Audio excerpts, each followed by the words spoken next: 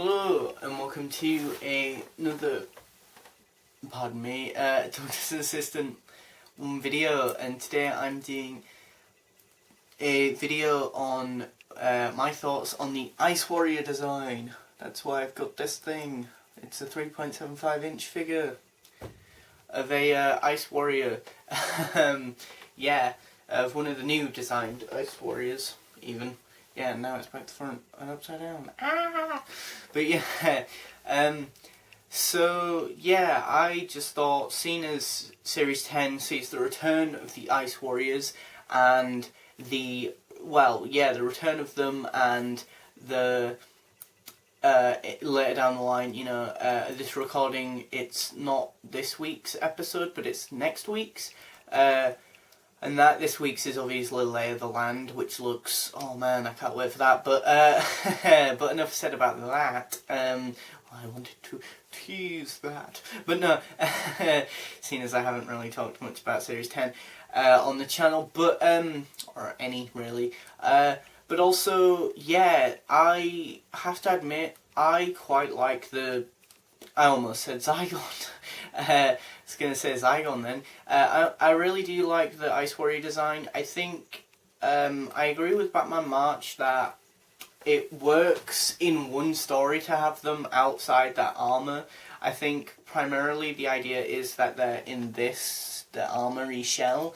But much like he said as well in one of his latest videos, it is a bit peculiar to see the external, or the internal, should I say, creature within the armour scuttling about in that submarine in Cold War, because what's weird is that then you see that, but then obviously you see the armour, and the two don't sort of connect really, it's really weird. Like, you've got this really scrawny thing, but you've got this sort of beefed up, sort of really thick, sort of bulky armour, so you would have thought it'd be quite a chunky thing to fit into armour, but yeah.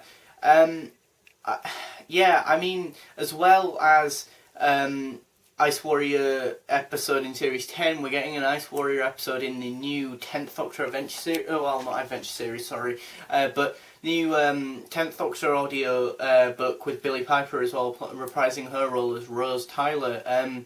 That's, interesting as well, so we're getting quite a bit of Ice Warrior content coming later down the line, so I guess the only other sort of media and or medium the Ice Warriors could be in books and the comic books as well, like by Titan Comics as well, but then again, you don't want to oversaturate sort of fans with the same monster over and over again, I guess, but I say that, but I mean, it's been since 2013, I think it was, back then, or back end of Series 7 Part 2 that we first got introduced to the Ice Warriors in the new series.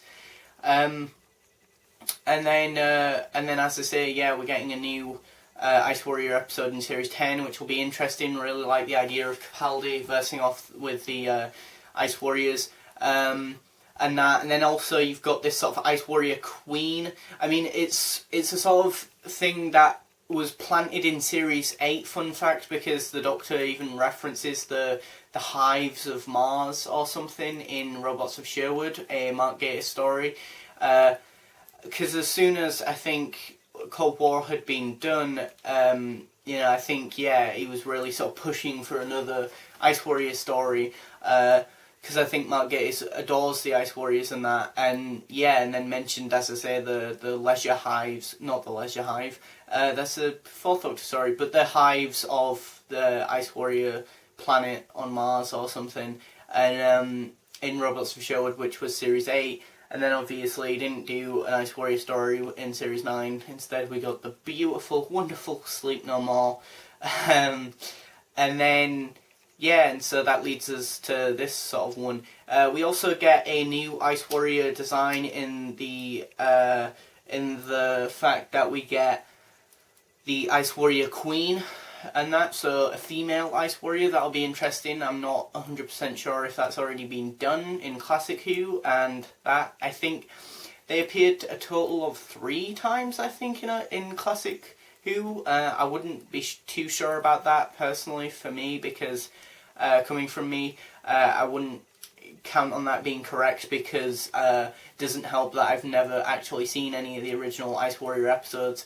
They were introduced, to my knowledge, in Pat Trout's era in the Ice Warrior, Doctor Who: The Ice Warriors, and then there's 2 episodes in Jon Pertwee's with Peladon, to my knowledge, and then for ages we've not seen them, and then the 11th Doctor versus them in the Cold War episode, which I already know Tom Dix from Epic Who detests that story, but I like that story.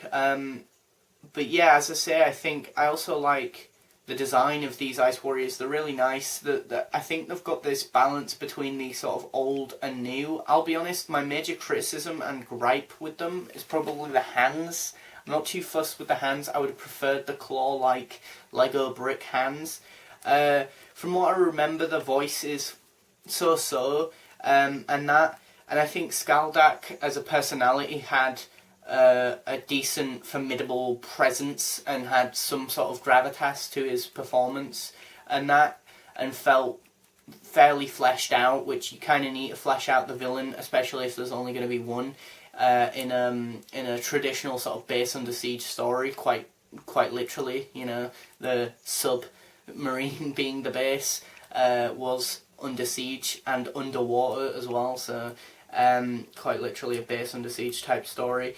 But yeah, this one we might see sort of more of these guys, but like sort of grunt, sort of just warrior types, and then the Queen being obviously the sort of hierarchy, her then lower tier sort of Ice Warriors. So it'd be interesting to see their sort of hierarchy system and their civilization and their culture and things like that.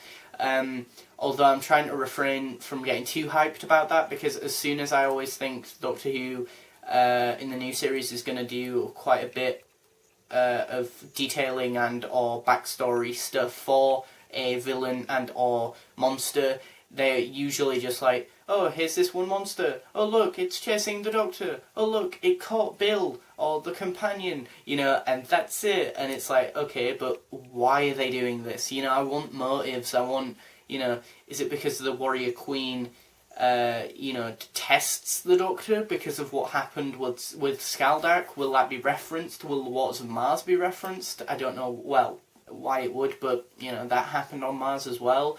Are we going to learn more about the Ice Warriors as sort of a race? I know Stephen Moffat's gone on record to say that he doesn't really like the Ice Warriors, and he sees them as the sort of generic sort of what he entails being the sort of generic-y, boring 60s designed sort of back of the closet, back of the BBC wardrobe closet, sort of tattered, battered crap, really, which is a shame, really, because I think he's missing out on a formidable, interesting